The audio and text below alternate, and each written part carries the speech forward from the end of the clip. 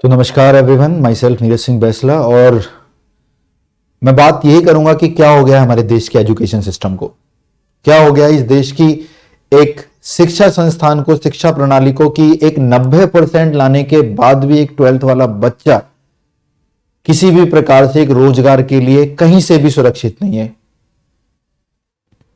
इस लॉकडाउन के समय में जो सबसे ज्यादा नुकसान हुआ है इस शिक्षा के स्तर का, इस यूथ का हुआ है, जो आने वाले देश का वो स्तंभ था जिससे देश को जाना जाए, जिससे देश को पहचाना जाए।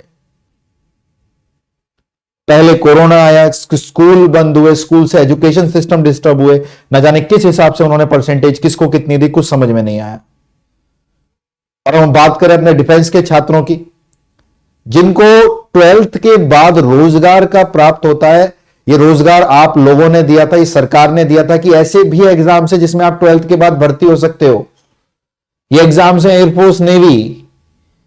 अगर आपका सपना है, आप एक मिडिल क्लास फैमिली और आपके पेरेंट्स के पास, आपकी फैमिली के पास इतने रिसोर्सेज नहीं है कि वो आपको ग्रेजुएशन करा पाए बड़े बड़े कॉलेज से, आप आईआईटीज, नीट, इन सब की फीस ना दे पाओ, तो आपके पास ये एयरफोर्स जैसे, नेवी जैसे एग्जाम है जिससे आप बहुत कम उम्र में अपने सपनों को छोड़कर,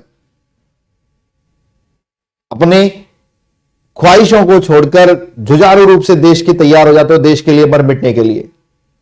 ऐसे एग्जाम्स 12th के बाद, उन एग्जामों के लिए बच्चे अपने 11वीं 12वीं में सपना देखते हैं कि चलिए भैया डिफेंस की तैयारी करते हैं, चलिए एयरफोर्स नेवी की तैयारी करते हैं। एक 95% लाने वाला बच्चा 12th क्लास में हमें पेपर में बैठने नहीं दे गया, इस टैग के साथ जिंदा जी रहा है। 95%, 99 गई है जी कट ऑफ फलाने स्टेट की, 97 गई है जी फलाने स्टेट की, वहां तो 96 वाले को बुलाया है। भैया आप मुझे इस इंडिया का ऐसा एक एग्जाम दिखा दीजिए, एक एग्जाम दिखा दीजिए जिसमें 99% वाले को बुलाया गया, नहीं बुलाया गया उससे कम वाले को। अरे स्कूल की परसेंटेज है यार, क्रिएटिविटी मैटर करती है। आप कंपटीशन एग्जाम्स क्यों कराते हैं? स्कूल की परसेंटेज से भर्ती कर लो, खत्म करो। ये पूरा का पूरा आईआईटी का एग्जाम अलग से, 12th का एग्जाम अलग से, नीट का एग्जाम अलग से, जरूरत ही क्या इन सब चीजों की, अगर परसेंटेज ही सब कुछ है आपके लिए। एक एवरेज बच्चा उस 12th के दौरान अपने स्किल्स भी डेवलप कर रहा होता है, अपनी जिम्मेदारियां भी निभा रहा होता है, और अपने स्कूल के सिलेबस को भी साथ साथ लेके चल रहा होता है। अगर ये परसेंटेज क्राइटेरिया होता तो जो सुंदर पिचोई गूगल है, जो सीईओ है गूगल के, उनकी इतनी परसेंटेज थी तो उनको एसआरसीसी तो मिलने से रहा था। एसआरसीसी नहीं मिलता तो भैया Shri Ram college of commerce में ना उन लोग पढ़ते, ना शायद आईएएस आईपीएस बनते। अगर मेहनत करते तो बन जाते आईएएस आईपीएस, लेकिन उनकी परसेंटेज नहीं आई, उनके अंदर क्रिएटिविटी थी, वो बन गए गूगल के सीईओ। तो पहली चीज ये हो क्या रहा है हमारे देश के शिक्षा स्तर को, मेरी समझ से बाहर है। समय पहले भी था, सरकारें पहले भी थी, लेकिन इस प्रकार से चीजें तब भी नहीं थी। सारा का सारा जिम्मा कोविड को दे दें तो यह भी मान के चलिए कि एक कायरता का काम है कि हर चीज कोविड के नाम से बिल फाड़ दिया जाए।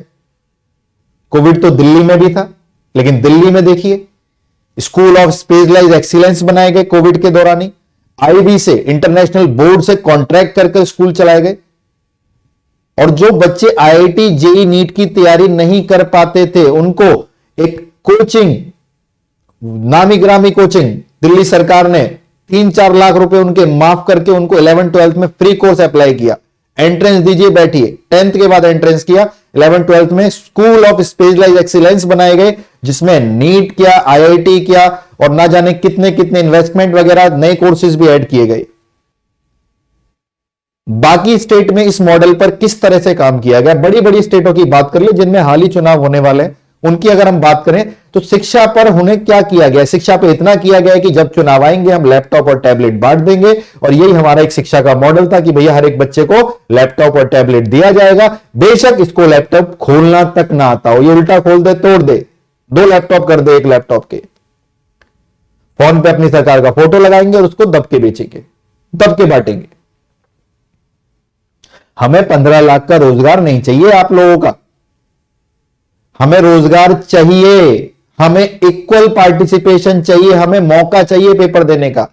हम खुद इतने काबिल हैं, हम खुद इतने मेहनती हैं कि हम लड़ना जानते हैं सबके साथ। हमें कंपीट तो कराओ। मेरी परसेंटेज 92, 93, 95 आई, मैं पेपर नहीं दे पाया, मैं इस सारे बैठा रहूं? किसके सहारे बैठा रहूं कि नेवी ने मुझे एग्जाम नहीं देने दिया? खूब ट्वीट हुए, नेवी सबको मौका दो, बड़े बड़े टीचर्स आए, ना जाने कितने प्लेटफॉर्म से कितनी वीडियो बनी। क्या हुआ? उन ऑफिशियल्स ने एग्जाम कराया, एग्जाम हो गया, रिजल्ट्स भी आ गए, ज्वाइनिंग पे तैयार है लड़के सारे के सारे। हमारी खुद कोचिंग से ऑफलाइन में इतने सारे स्टूडेंट सिलेक्ट हुए। लेकिन चीजें क्या है? चीजें निकल के आ रही है। क्या ये इक्वल राइट है? क्या ये कहीं पहले मेंशन था? ये तो आपने कोविड के अमेंडमेंट में चेंज कर दिया, कोविड आते कि ऐसे ऐसे कर दो भाई। आप उसको पहले बताते ना, आप कोरोना को रोकते थोड़ी देर कि कोरोना तो रुक जा वरना गड़बड़ हो जाएगी, या बच्चों को बोलते, सभी बच्चों को तो 97% भैया, वो भी नहीं दिया आपने स्कूल में, किस भी आपसे नंबर मिले 12वीं में कोविड में। तो पहली चीज, ये एक सरफरी सी चीजें की गई हैं जिससे बच्चों को बहुत बड़ा नुकसान हुआ है। चलिए भैया, बच्चे के 92 नंबर आए, 82 आए, नेवी का मौका गया। अब बचा नंबर किसका? एयरफोर्स का। एयरफोर्स के ऊपर अब ऐसा है कि भैया ये एक ऐसा हॉट टॉपिक हो गया है। होता था ना कि जी एक इसके ऊपर बोर्ड वीडियो बना दो, लाइक तो आ ही जाएंगे, फॉलो तो कर ही लेंगे। एयरफोर्स डाल के देखिए, लाइन से वीडियो मिलेंगी आपकी। एयरफोर्स रिजल्ट अपडेट, जानिए अब कब आएगी वैकेंसी, जानिए एनरोलमेंट कब आएगी, रिजल्ट की एग्जैक्ट डेट क्या होगी। कुछ भी कभी भी बनाया जा रहा है, कोई भी बना रहा है। मेरा मुद्दा नहीं होता इन सब पर वीडियोस बनाने का, क्योंकि क्या ही निकल कर आया। नेवी के समय करके तो देख लिया, पूरी जान लगा के देख लिया, ट्विटर पर ट्रेंड करवा के देख लिया। जितने बड़े बड़े टीचर्स थे, एसएससी के टीचर्स तक को इन्वॉल्व करके राकेश यादव सर के साथ पूरा का पूरा कर एक साथ ट्वीट कराए गए, क्या निकल कर आया।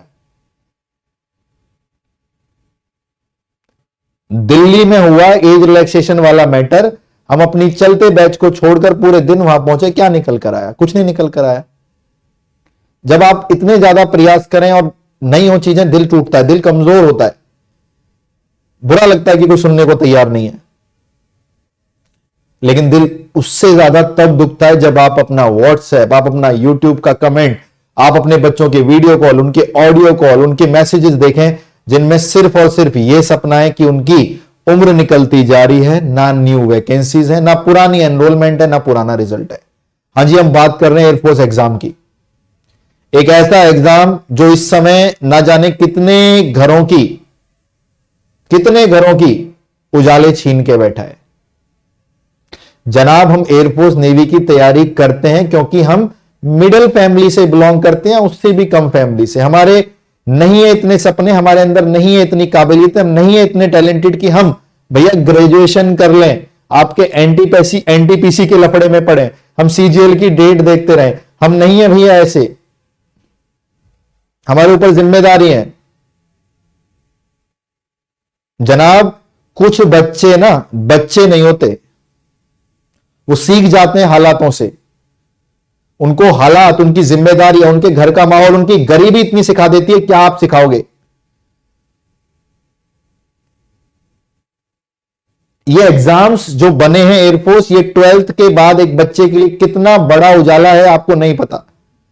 उसको पता है मैं ग्रेजुएशन के बाद ना जाने कहां गुम हो जाऊंगा, ना कहीं कितनी सीट्स एग्जाम टाइम पर होंगे भी या नहीं होंगे, कोई गारंटी नहीं है। और कितने एग्जाम आपने करा लिए बिना चीटिंग के, बिना स्कैनिंग के। आए दिन जब भी कोई एग्जाम होगा, आप देखना कहीं ना कहीं एक वीडियो, जी ये कांड हुआ, वो कांड हुआ, वहां पे पता चला, यहां पे चीटिंग हुई। एयरफोर्स का एग्जाम हुआ, एयरफोर्स के एग्जाम की बात करते हैं, कोविड से पहले आ जाइए जी, 2020 में चलते हैं। जनवरी के माह में एग्जाम की हमारी नोटिफिकेशन निकली कि पेपर मार्च में होना है। मार्च में कोविड आया, कोविड है जी, संभाला हम लोगों ने। मार्च से चलते चलते गाड़ी आई जी, नवंबर में पेपर कराया गया, बहुत अच्छी बात है जी, इस चीज का हमने भी राजी किया। चलो पेपर तो हुआ नवंबर में। उस पेपर में आप ऐसे देखिए, मैं रिजल्ट यहां पर लगाया नहीं लगाया, देखिए मैं आपको पूरा का पूरा दिखा रहा हूं। उस पेपर के अंदर अगर आप बात करेंगे, देखिए ये वो बच्चे हैं जिन्होंने लाइन से 25/25 नंबर प्राप्त करे। ऑल इंडिया रैंक 1 भी आपको दिख रहा होगा। ये पता कैसे कैसे बच्चे हैं, मैं एक एक की कहानी जानता हूं, एक एक की कहानी जानता हूं मैं, इनमें से एक एक की कहानी जानता हूं कि घर में किसके क्या चल रहा है, कोई कितना परेशान है। इनके वो नंबर है जो आप सोच भी नहीं सकते। देखिए ऑल इंडिया रैंक 1, ये घर में बैठे हैं एनरोलमेंट के इंतजार में कि एनरोलमेंट आएगी जी। ये 25/25 की लाइन है पूरी मैथ्स में। इसमें ऐसे नंबर है जिनके कितने 60+ हैं। ये सिर्फ घर में बैठे हैं जी, हम रैंक 1 आ गए, हम तो ये आ गए, हमारे इतने नंबर है, लेकिन बात ये है कि जी कुछ है ही नहीं करने को, एनरोलमेंट है ही नहीं। एग्जाम नवंबर 2020 में जब कराया गया तो उसका रिजल्ट दे दाके जो भी था, लेकिन एनरोलमेंट पे नहीं बुलाया जा रहा है, हमको समझ से बाहर है पहली चीज हमारी। तो ये तो हमारे टोटली दिमाग से बाहर। तो ये पहली जनरेशन जो प्रताड़ित है इस चीज से कि उसने अच्छा स्कोर किया, सब कुछ बढ़िया किया, ना जाने कितने फेलियर के बाद। मैं आपको एक एक बच्चे की कहानी बता सकता हूं इसमें से, कितने फेलियर के बाद जाके उसका सपना पूरा हुआ है। आप इन एग्जामों को कितना छोटा समझते हो कि ऐसे मिल जाते होंगे, कितनी नाकामयाबी। इवन टॉपर जो हमारा ऑल इंडिया रैंक 1 है, उसका खुद सेकंड अटेम्प्ट है, प्रॉपर पूरी चैट्स के साथ इतने मॉक्स देकर तब जाके गाड़ी यहां तक पहुंची है। पहली जनरेशन जिसने पेपर दिया, सब कुछ हुआ, लेकिन एनरोलमेंट रोकी हुई है, कुछ नहीं पता क्या है, क्वेश्चन मार्क। डेली इसके ऊपर ट्विटर चलते हैं, चीजें चलती हैं। आजकल एयरफोर्स का पेपर पता है क्या हो गया? एयरफोर्स का पेपर ये थोड़ी ना रहा है। एयरफोर्स का पेपर क्या है? पहले इंतजार करो नोटिफिकेशन का, फिर इंतजार करो फॉर्म आने का, फिर इंतजार करो फॉर्म की लास्ट डेट का, फिर साइट के हैंग होने का, फिर एग्जाम की डेट पर प्रोटेस्ट करने का, फिर एग्जाम दे के आने का, एग्जाम रिटर्न देने के बाद हमारा फिजिकल और जीडी का जाने का, उसके बाद रिजल्ट नहीं आएगा, ट्वीट करने का, ट्वीट करने का, ट्वीट करने का। इस तरीके से ये हमारी एग्जाम की प्रणाली हो गई है। एक ऐसा एग्जाम जो एक साल में 2 बार अच्छे से हो सकता था, अगर कोविड की तरह नहीं हो सकता था तो भैया आप एनडीए की तरह तो करा सकते थे। एनडीए भी तो एक एग्जाम है, एनडीए भी तो एक संस्थान है। उसने कैसे करा दिए एग्जाम भाई? उसने तो एक एग्जाम से डबल वैकेंसी मिला दी, एक एक बच्चे को 2-2 बार एसएसबी देने का मौका मिला। तो एक बॉडी की तरह रहकर काम किया जाता है। भाई ये बच्चा बहुत परेशान हो रहा है, आप नहीं समझते इस यूथ को यार, कितना परेशान है बच्चा, और इस बच्चे से कितने परिवार जुड़े आप ये देखिए। अगर हम जी इतने हाई फाई होते तो हम नहीं भरते एयरफोर्स नेवी, कर रहे होते आईआईटी जेईई नीट की तैयारी, लेते किसी डीयू में एडमिशन, भरते सिविल सर्विस की तैयारी करते फर्स्ट ईयर से भी। नहीं बन पाएंगे जी आईएएस, है नहीं इतना दिमाग। आईआईटी जेईई क्या होता है तो अब आके पता लगा है, हमें तो एयरफोर्स नेवी एनडी यही बताया गया कि सरहद पे जाके लड़ना है जी। बहुत रिस्पेक्ट है हमारे अंदर आर्मी डिफेंस को लेकर, इसलिए बनना है। रोजगार मिल जाएगा, कम उम्र में आमदनी होनी शुरू हो जाएगी, घर में किसी की सरकारी नौकरी पहली बार लगेगी, अच्छा लगेगा जी, मिठाई आएगी घर में कितने दिनों बाद, इसलिए देना है। दूसरी जनरेशन आती है, दूसरी जनरेशन का एग्जाम हुआ जुलाई में, 2021 जुलाई, रिजल्ट का अता पता ही नहीं है। ये दूसरे वाले बच्चे हैं, ये बच्चे जुलाई में तो एग्जाम हुआ है, ना जाने कब से तैयारी कर रहे थे, जुलाई में इनका एग्जाम हुआ है, और ये जुलाई में एनरोलमेंट वाले भी दे गए पेपर को, डर के मारे बेचारे, पता ही नहीं है कुछ। जुलाई में एग्जाम हुआ है, रिजल्ट की दूर दूर तक बात नहीं है। अब वो बच्चा इतना परेशान है, उसके पास वो जवाब किससे मांगे? घर में दिक्कतें आती हैं, हम बीमार पड़ते हैं, हमें परेशानी होती है जी, मम्मी से बात कर ली, पापा से बात कर ली, दादाजी से बात कर ली। ये समस्या तो ना उसके पापा मम्मी या दादा दादी कोई भी ठीक नहीं कर सकता। ये समस्या लेके घूमता है वो हमारे टीचरों के पास, उसके पास और कुछ है ही नहीं भैया। वो किससे पूछे बताओ? वो उन लोगों से पूछता है जिसको उसे लगता है कि चलो भाई ये कुछ मेरा हेल्प कर सकते हैं, इनके पास शायद कोई जवाब हो। मैं अपनी एक एक क्लास के बारे में बता रहा हूं, मैं जितनी भी क्लास मैंने यूट्यूब पर, एप्लीकेशन पर या कहीं पर भी ऑफलाइन ऑनलाइन पढ़ी है, हर दिन मैंने 2 या 3 बार कम से कम यह सवाल देखा है कि सर एयरफोर्स रिजल्ट कब आएगा। वो हम में होप ढूंढते हैं, शायद यहीं से कुछ ऐसा आंसर मिल जाए। वो सोचते हैं कि सर झूठ बोल दो, लेकिन बोल दो यार, आज की नींद तो सो जाए ढंग से। इतना बुरा माहौल है इस चीज को लेकर। जुलाई के बाद बात करें, अगस्त, सितंबर, अक्टूबर, नवंबर, दिसंबर, जनवरी, मिड और आधा जुलाई लगा लो जी, मतलब 6.5 या 7 महीने हो चुके हैं। ये तो वो पेपर हुआ करते थे 6.5-7 महीने में तो दोबारा पूरा का पूरा रिक्रूटमेंट प्रोसीजर खत्म हो जाता था। यहां तो रिजल्ट ही नहीं आया उस बार का। यह दूसरी जनरेशन। तीसरी जनरेशन मैंने मेंशन ही नहीं करी, मैं इतना दुख वीडियो से पहुंचाना ही नहीं चाहता। तीसरी जनरेशन क्या है? न्यू वैकेंसी कहां है जो बच्चा पढ़ रहा है अभी, जिसने अभी 12वीं करी है, उसकी न्यू वैकेंसी कहां है? उसकी न्यू वैकेंसी कहां जो नेवी नहीं दे पाया? कोई फॉर्म नहीं, कोई नहीं। काइंडली विजिट अवर वेबसाइट, हमारी वेबसाइट पर विजिट करते रहे। अरे आपकी वेबसाइट है या इंस्टाग्राम का कोई फैन पेज आके बार बार देखे? क्या इस तरीके से प्रताड़ित करना सही है बच्चों को? ये ऑफिशियल चीजें इस प्रकार से होनी चाहिए, आप मुझे बताइए। न जाने कितने प्लेटफॉर्म से कितने टीचर लड़ लड़कर थक थक कर हार मान गए। एक टीचर की वजह से दूसरे टीचर को हेड स्प्रेड मिला, ये तो कर रहा आप नहीं कर रहे, ये तो कर रहा आप नहीं कर रहे। अरे भाई हमने करके देखा, हमने नेवी का करके देखा, सभी को मौका दो, सभी को मौका दो, ऐसी कर दी, सब जगह ट्वीट, ये वो सबको इन्वॉल्व कर दिया। हम वहां पे पहुंच गए, सीएसबी पहुंच गए दिल्ली में हेडक्वार्टर पर, क्या निकल कर आया? चलिए भैया एज रिलैक्सेशन मिलेगा एयरफोर्स को। और उस वेबसाइट पर जिस पर इनको बोला कि विजिट करते रहो, एनरोलमेंट के लिए विजिट करते रहो, रिजल्ट के लिए विजिट करते रहो, और जो भैया नई वैकेंसी आने वाली है उसके लिए भी विजिट करते रहो। आपको कुछ काम नहीं है, दिन में थोड़ा बहुत बीच बीच में देख लिया करो, हर 15-20 मिनट बाद। और इतना इतना ज्यादा माहौल खराब हो गया इस समय कि कुछ कह ही नहीं सकते। जो न्यू वैकेंसी वाले हैं ये तो इन पर डिपेंडेंट है, ये होगा फिर हमारी बारी आएगी।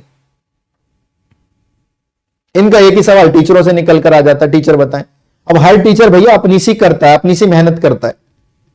सब लोग पढ़ा रहे, कहीं ना कहीं कैसे ना कैसे करके पढ़ा रहे, लेकिन उनकी शिकायतें भी जायज है और हमारा कहना भी जायज है। ये हम नहीं बोल रहे, ये वो बच्चे बोल रहे हैं।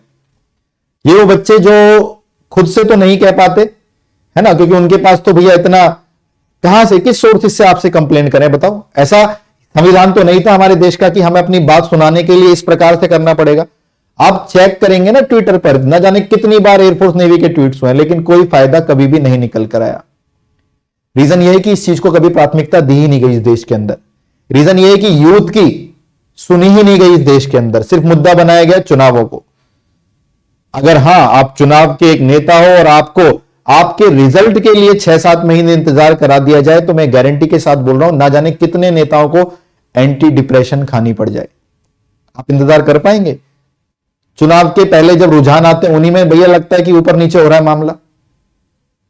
ये बच्चे 6-7 साल से इंतजार कर रहे हैं, उस वेबसाइट पर इतना तक अपलोड नहीं हुआ है। क्या इन बच्चों के लिए जो इनकी उम्र निकल रही है इसमें भी आप कुछ इजाफा देंगे या नहीं देंगे? ये भी अपलोड नहीं हुआ इसके ऊपर। तो ना जाने किस प्रकार से चीजें चल रही हैं हमारे देश में, समझ से बाहर। और ये यूथ भी इक्वली मान के चलिए रिस्पॉन्सिबल है इस चीज को लेकर। मैं मान के चलता हूं जितना नुकसान हमें कोविड ने किया है ना, उतना ही नुकसान कोविड के समय हमें जो ये गैजेट्स हमने जो ये यूज कर रहे हैं ना फोन, इसने नुकसान दिया है। क्योंकि क्लासेस तो ऑनलाइन करनी है, जरूरी भी है। ऑनलाइन करनी है तो भैया इधर भी डाइवर्ज होंगे इक्वली टाइम, फेसबुक को भी, इंस्टाग्राम को, इधर भी। तो जो एक यूथ का पैशन होता है ना चीजों को करने का, वो भी मर गया एक तरीके से। तो बच्चे परेशान भी हैं, लाचार भी हैं, बर्बाद भी हैं, लेकिन जिनसे थोड़ा बहुत उजाला आएगा, घरों में कोई कुछ निकल कर आएगा, वो सब चीजें कहीं होती हुई नहीं दिख रही हैं।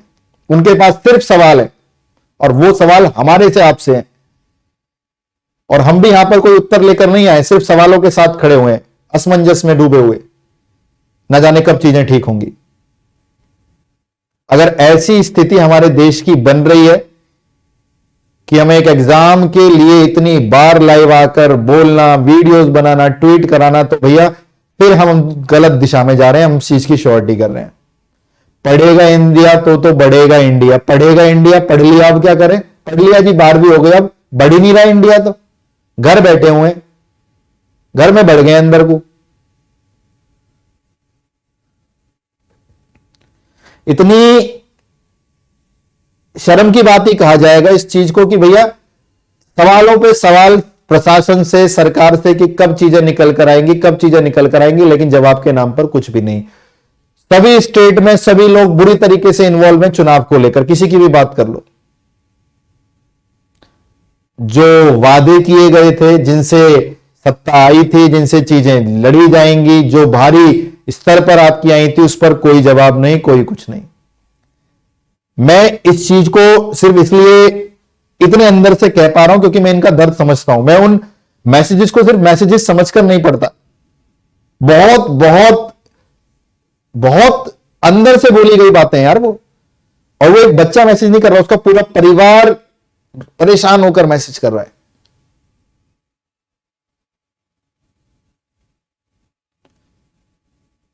क्या करेंगे आपके 15 लाख का? आप मुझे बताइए, क्या करेंगे आपके 15 लाख का?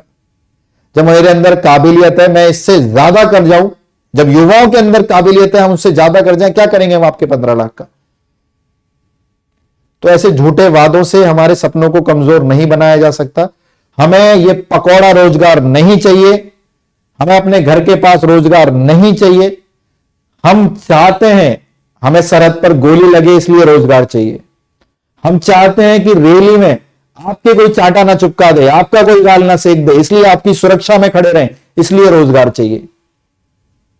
हमें रोजगार इसलिए चाहिए कि सरहद पर जब दुश्मन घुस रहे हो हमारे देश के अंदर तो उनकी छाती पे चढ़कर हमें फर्क ना पड़े कि हम जिंदा लौटे ना लौटे, अपने देश के लिए मर मिट जाएं, इसलिए रोजगार चाहिए। हम अपने जिंदा रहने के लिए नहीं, अपने जीवन के लिए नहीं, हम अपनी मौत को, अपने पूरे के पूरे जीवन को दाव लगाने को तैयार हैं, इसलिए रोजगार चाहिए। तो बहुत ज्यादा दिल दुखता है इन बातों से, क्योंकि बच्चे बहुत छोटे हैं, बहुत कच्चे सपने इन लोगों के, और उन सपनों का बार जब इन पे बनता रहता है तो आप नहीं समझेंगे कि किस प्रकार से इनकी चीजें इनका दिल टूटता है।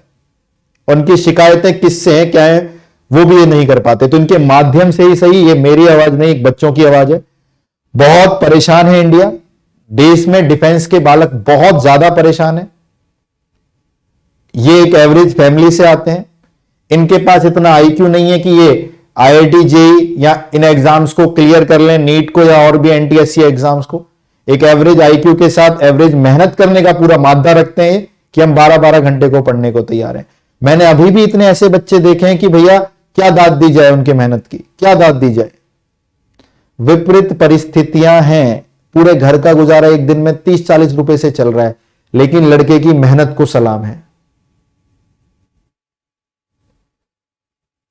तो निष्कर्ष आज भी नहीं निकलेगा, इस वीडियो से भी कोई निष्कर्ष नहीं निकलेगा। ना मैं कोई ट्वीट करने के लिए बोलूंगा ट्वीट करिए, क्योंकि वो चीजें करके देख ली, हो गया भाई उनसे, पूरी जान लगाई थी, सब कुछ किया था, कुछ नहीं निकल कर आया।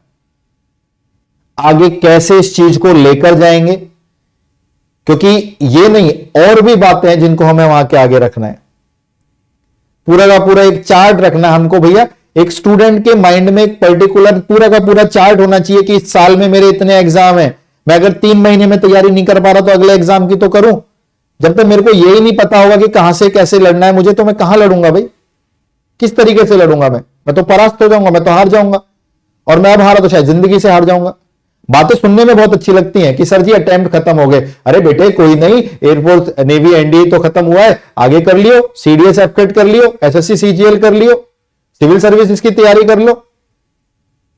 पेशेंस है इतना बच्चों में, रिसोर्सेज हैं इतना। हर घर की डिमांड ये है क्या? हर घर की डिमांड अगर ऐसी होती कि चलो बेटा पढ़ते रहो, 8 साल ही तो पढ़ना है, पढ़ लो,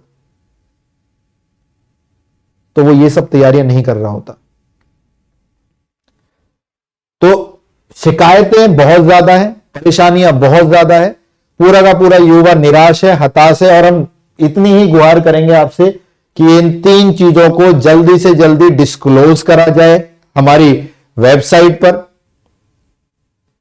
एयरफोर्स एनरोलमेंट दे, उन बच्चों को बुलाएं, क्यों नहीं बुलाया जा रहा है, समझ से बाहर है। एयरफोर्स रिजल्ट दे, जो बच्चे पेपर दे के सोच के बैठे इतने नंबर है उनको रिजल्ट दे दे, और न्यू वैकेंसी निकल कर आए। बहुत बहुत कृपा होगी, बहुत बहुत हमारे ऊपर मान के चलिए ऋण की तरह, कर्ज की तरह रहेगा ये। और नेवी से भी बहुत बड़ी गुहार है भैया, ये बच्चे 2 ही तो एग्जाम दे पा रहे हैं। आप मुझे ये बताइए, 12th के बाद रोजगार मिल रहा है, कितनी अच्छी बात है इस देश के लिए, लेकिन वही बंद हो गया, कितनी बुरी बात है अब इस देश के लिए। तो ये लोग अपनी एजुकेशन को 12th के बाद तुरंत कन्वर्ट करना चाह रहे हैं, अपनी फैमिली के लिए कुछ अच्छा कर पाए, अपने लिए अच्छा कर पाए, देश के लिए अच्छा कर पाए। हम इन डिफेंस की जो नौकरियां हैं, डिफेंस की जो जॉब्स हैं, इनको तो हमें सबसे आगे रखना चाहिए भाई। इनसे तो पूरा का पूरा देश चला पड़ा है। और आप कहीं भी चले जाइए हर जगह डिफेंस की कमियां तो फिर ये भैया बुला क्यों नहीं रहे, क्या चक्कर है, क्यों रिजल्ट नहीं दे रहे, धड़ाधड़ दिए जाए चीजों को। इस लॉकडाउन के अंदर हम पता है जब सब कुछ शायद सही होगा, ये ओमनिकॉन बैमनिकॉन बैकनिकॉन पॉकीमॉन पता नहीं क्या क्या है, जब ये सब कुछ सही होगा ना तब जाके आपको पता लगेगा कि सिस्टम कितना खोखला हो चुका है। यार 12वीं एक पैशन है, इसको रेगुलरली फॉलो करके किया जाता है। 12वीं को ऑनलाइन पढ़ता है क्या? 12th क्लास कंपटीशंस की कर लो तैयारी ऑनलाइन, ठीक है भाई। 12th कौन ऑनलाइन करता है, लेकिन करनी पड़ी कोविड में, तो कितना सीखा हम लोगों ने, कितना नुकसान हुआ हम लोगों को। दोनों चीजों का पहलू किया जाए ना, आपकी मैच्योरिटी के टाइम, आपकी ग्रोथ के टाइम आपको एक आहार रोक दिया गया और आपसे आउटपुट की पूरी डिमांड की जा रही है, ला भैया 97%, जबकि आपको वो आहार दिया ही नहीं गया। कहां से आएगी 97% उसकी? तो नेवी से भी भैया अनुरोध है, प्लीज अगली बार से, अब बार तो हो गया भैया जो हो गया, अगली बार से ओपन टू ऑल एग्जाम्स हो, सभी को मौका दो मेहनत करने का। ये हमारे देश का संविधान कहता है, क्योंकि 97% वाला आपके पैरामीटर पर खरा उतरेगा इसकी कोई गारंटी नहीं है। ठीक है, आप ओपन टू ऑल रखिए सब चीजों को।